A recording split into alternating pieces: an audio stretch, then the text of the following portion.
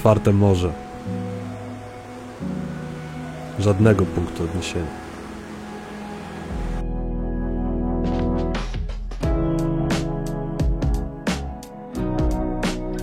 Wraz z ekipą wspólnie dopływamy na wyspę, którą nazywają Perłą Bałtyku. Bornholm. Europa w skorupce orzecha. Majorka północy. Kiedyś stolica śledzia, a dziś zaraz się przekonamy.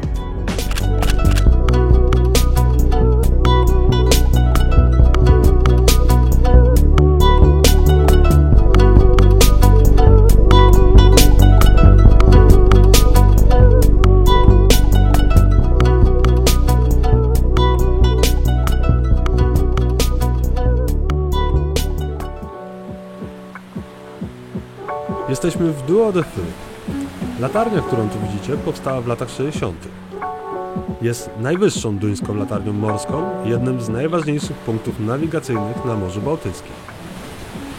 Bornholm natychmiastowo poraził mnie swoim pięknem. Ten klimatyczny pejzaż, spokój i cisza. Wydmy w ciekawy sposób pokryte roślinnością i głęboko granatowe morze. Idealne miejsce na chwilę refleksji.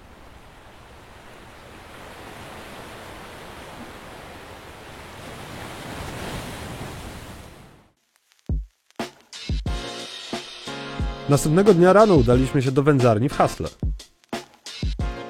Jest to coś, na co zacieram ręce od samego początku wyjazdu. Za chwilę zobaczę najstarszy i najbardziej tradycyjny sposób wędzenia ryb na Bornholmie. A pokaże mi go Niels, człowiek, który zajmuje się tym przez całe życie. Can you tell me a little bit about the thing we see here? Yeah, I'm smoking on the old-fashioned way. It's taking 4.5 hours. I start with clean the fish in the production, and then I take it in salt in 20 minutes and 15%. And when I'm coming 4 o'clock in the morning, I take it out and I start with drying it. It's taking 1 to 1.5 hours. Niels objaśnił mi konstrukcję wędzarki składającej się z kilku poziomów. Ich wysokość można regulować, uzyskując w ten sposób odpowiednią temperaturę.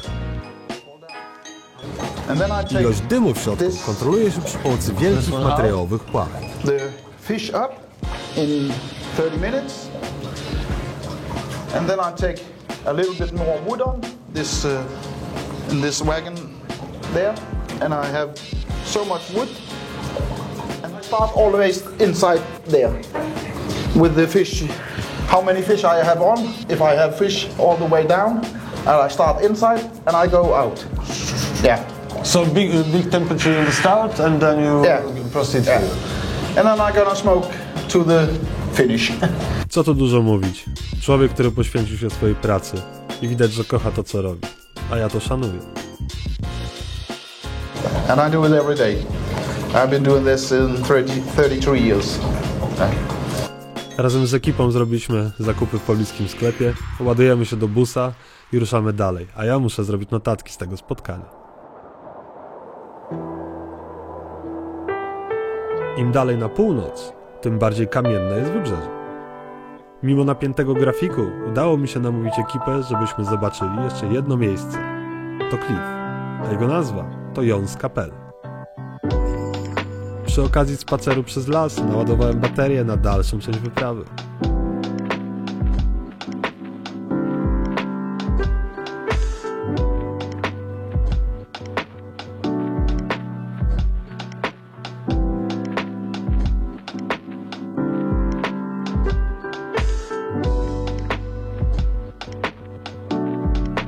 Miejscowe legendy głoszą, że ponad 1000 lat temu pewien mnich o imieniu Jo ze szczytu tej skały nawracał pogan na chrześcijaństwo.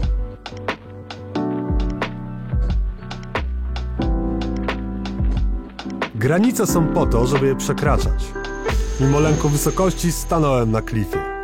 Powiem szczerze, zapierający dech w piersiach widok był tego wart.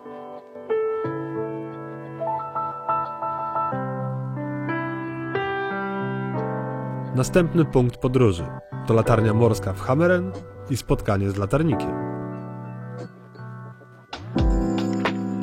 Opiekun latarni opowiedział mi ciekawą historię o pewnym żeglarzu.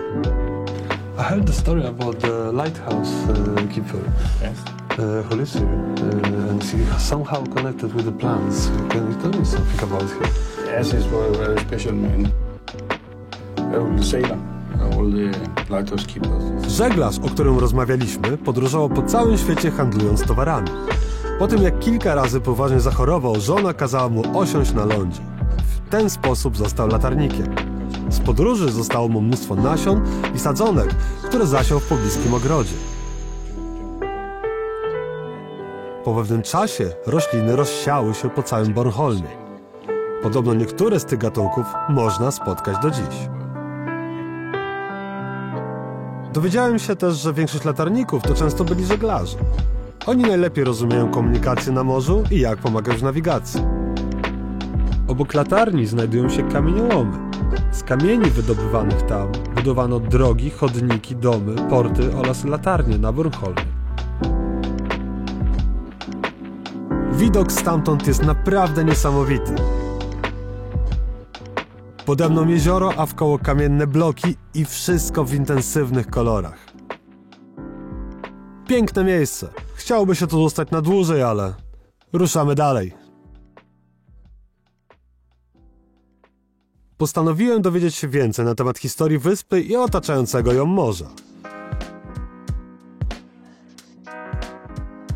W Natur Bornholm, Muzeum Historii Naturalnej, czeka na mnie pani Hania. Przewodniczka, która zna wyspę jak mało kto. Spotykamy się przy akwarium ryb bałtyckich. Dzień dobry, wit. Witam serdecznie, Hania. Bardzo mi miło. Jakie piękne miejsce, żeby się spotkać. Tak, akwarium bałtyckie, czyli woda słonawa. A w takiej wodzie żyją zarówno ryby morskie, słodkowodne i wędrowne. Zobacz, to jest właśnie troć. Hania bałtycka, pokazała mi czyli różne trąb gatunki ryb morski. bałtyckich i opowiedziała o ich zwyczajach. Turbot na przykład pływa płasko przy dnie morza i często ukrywa się w piasku. A pojedyncza samica dorsza może złożyć nawet do 9 milionów jaj, które zapłodnione przez samca następnie swobodnie unoszą się w wodzie. Hania omówiła nas swego rodzaju domu kultury, gdzie znajduje się skansen i fantastyczna przestrzeń do prowadzenia warsztatów kulinarnych. Spotykamy się tam z Augustinem, szefem kuchni, który pokaże nam techniki wędzenia łososia. So, we're gonna do a small smoke workshop today, right? And what we're gonna do is we're gonna smoke some salmon, traditional from Bornholm. So the process started yesterday. I cured it with salt and some dark sugar and left it for 24 hours. Then I rinsed it off and dried it, which is important, especially for the color of the fish. It's pretty light because it's Baltic salmon. Next step is actually smoking it, preparing the wood, starting the grill, and smoking this for 30 minutes.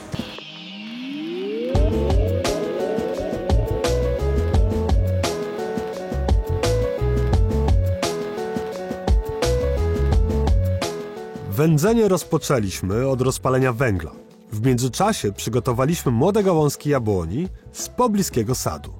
Pocięliśmy je na małe kawałki i oskubaliśmy częściowo z liści. Następnie położyliśmy wszystko na rozgrzanym węglu.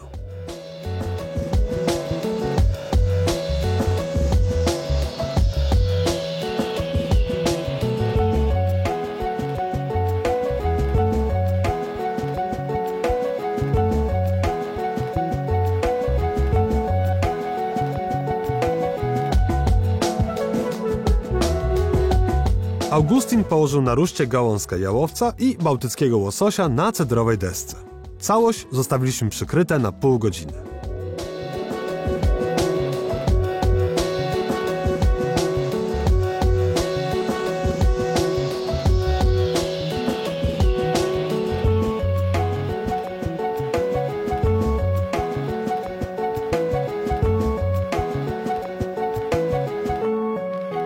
So, it's done. I think it worked out beautifully. And that's all, perfect product. That's a very simple starter, but it's very nice. Very traditional Danish. Very Bornholm. How is that? I think keep it simple is the best way. It's really good. Yeah.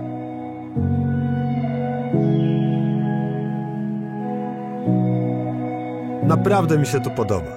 Życzliwi ludzie, małe, charakterystyczne domki pomalowane na podobne kolory i kominy wędzarni, które na stałe wrosły w pejzaż. Trochę nowoczesnej architektury, jak domen w Allinge i zabytki, jak zamek w Hammershus.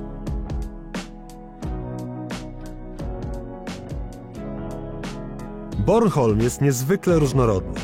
Północ to klify, południe plaże, a centralna część wyspy to lasy. Jest wrażenie pełnego, samowystarczalnego ekosystemu w ramach małej wyspy.